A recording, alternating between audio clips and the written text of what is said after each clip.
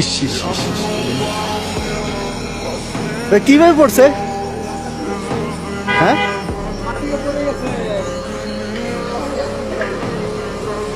ইস, সেগুলো তো আর খাওয়ার উপযোগী নাই, এগুলো তো আর বিক্রি করতে পারবে না।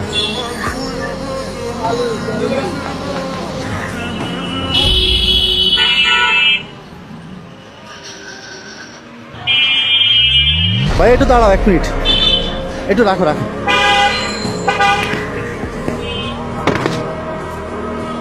তা এখন এগুলো কি করবা?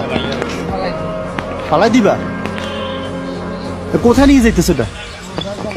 হ্যাঁ, বেচার জন্য? বেচো না এখনো? তো কেন পড়লো কেন?